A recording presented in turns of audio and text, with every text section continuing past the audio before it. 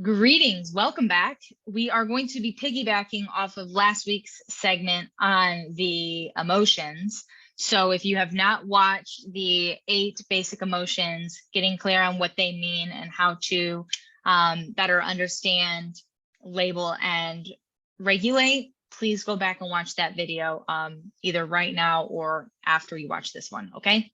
So today I wanted to piggyback and give you more insight on the primary, secondary, and tertiary emotions. What are they? Again, wanting to provide value and get you clear on what and how emotions work and the depth in which they go so you can label them more effectively and be able to gain that insight that your response system and your body is telling you, okay? In addition to that, I'm going to be showing you an emotion articulation exercise I have my clients do that really helps them kind of connect the mind, body, and energy to more easily access what is going on, take ownership in how they're creating it, and moving through it so that they can not only A, familiarize themselves with it, B, articulate it, but then C, move forward, getting out of it to overcome it. And like, if it's an uncomfortable one, being able to come at peace and to be more comfortable with it and not allow it to hinder, negatively impact, or stall you showing up in the way in which you want to. So let me share my screen. All right. So like I said, we have the primary, the secondary, and tertiary. So you can see you have fearful, angry, disgusted, sad, happy, surprised, bad. These are like recapping the ones that we talked about last week, okay? So again, spreading it out, seeing, okay, the second ring is the secondary. So if something is bad, this is the primary emotion. Then from there, the secondary is bored, busy, stressed, and tired. One may think, oh yeah, no, I'm just feeling like shit, or I feel bad. Okay, well, what is it? Are you bored? Are you too busy? Are you stressed out about something? Or are you just simply tired? Like, are you a little lethargic? Depending on which one it is of those, all right. Is it indifferent about something that's creating the stress? Is it apathetic? Are you feeling pressured, which is making you feel busy and stressed? Are you rushed, overwhelmed? Do you feel out of control, right? The sleepy comes with the tired. Or are you just simply unfocused because you're bored? Being able to take yourself naturally to the tertiary emotion will be very, very helpful and effective in being able to kind of get through this and or relate to yourself and others more effectively. Then moving into this emotional articulation, I really, really believe it's important to get clear on what emotion are you feeling and recognizing, is it primary, secondary, or tertiary? If it is a primary, you need to do more homework. Take yourself into that deeper emotion. Then ask yourself, how is it manifesting in your body? If you are unaware of what you are neurologically, physiologically, and psychologically experiencing, you're not connecting and being able to, there's going to be nowhere to be able to access any education and familiarity or understanding with it. So normally, like I'm saying, excited, anxious, surprised, those are all very similar emotions. So anxious is a fearful one.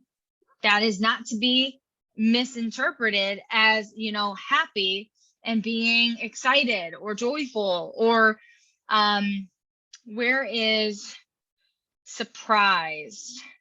Yeah, surprise is its own emotion. So then, okay, you have the excited, you have the startled, you have the energetic or perplexed. Those are not bad emotions. So we want to be clear on, okay, is your heart rate up? Are you shaky? Are you unfocused? Are you feeling a little insecure or embarrassed? Like, how is it manifesting in your body? Are you tapping your knee? Are you biting your nails? Are you sweating? Does your heart feel contractive or expansive? What thoughts are you believing about yourself and others based on this emotion? This is important. We make things up based on how we're feeling. We'll always have judgments on whether it's good, bad, if it's impacting someone or if it's not impacting someone, if we're doing the right thing, if we're not doing the right thing. So get clear. What are the thoughts you're believing about yourself? Are you being weak? Are you being unprofessional? Are you being too insecure? Get clear on it. Is there a person associated with it, or is it self-induced? Again, we feel based on either the things we hear, see, and or say, and think. So if we're not being able to articulate what it is we're thinking, as well as getting knowledgeable in how it's manifesting and what it's creating in our body, it does not put you in a space to where you can approach it with action. So if I'm feeling overwhelmed and busy, is there a person that's associated with it, or did I bring this on myself by not having a firm enough schedule that makes sure that I get all the things I need to get done effectively in an ordinance, right? You have to be aware of taking ownership. How or what actions did you take or not take to create this emotion? Even if it's associated with someone else, you're just getting clear on, okay, is it applying to someone else, or did I do this all myself? And then what actions did you take and not take? Maybe I didn't speak up. Maybe I didn't ask for help, or maybe I stayed up. Maybe I'm overcompensating, or I'm giving too much. And then I've put myself in this space. So, okay, that's on me. It's on you regardless, whether you're doing something or you're not doing something. The way in which you're feeling and thinking and operating is on you. So the actions you're going to take to move out of this energy are, do you need to have a conversation with someone and establish agreements over expectations? Do you need to block time for yourself? Do you need to rent an Airbnb and get away? Do you need to ask for help? Do you need to delegate more? Do you need to believe something different about yourself, which takes you into the last thing?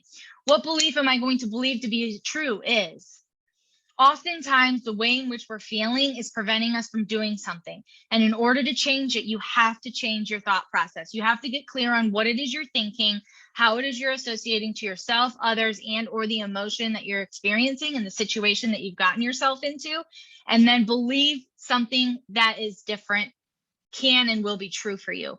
By changing the thought and the belief, it will put you in a different path of action and approach versus inaction and avoidance.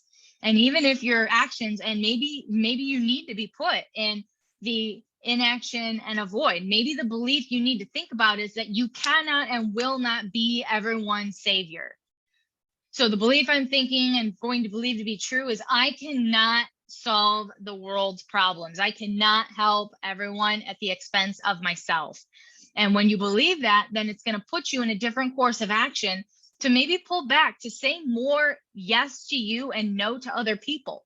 So this is just a simple exercise that I have my clients do in correlation to understanding the primary, secondary, and tertiary. So again, as always, I love this stuff. I think it's the groundbreaking, game-changing information and work that we have to do as individuals to enable ourselves to be better parents, better partners, better leaders, better employees. So if this is something you're struggling with and you're just not having the self-compassion, the self-awareness, the lifestyle, the confidence, the reassurance, as well as just the relationships, connection and intimacy and understanding that you want and deserve, let's have a talk. You deserve it. It's not that hard, but like I said, it is a practice that takes a lot of accountability and awareness around, and life is short. So let's do it. Bye.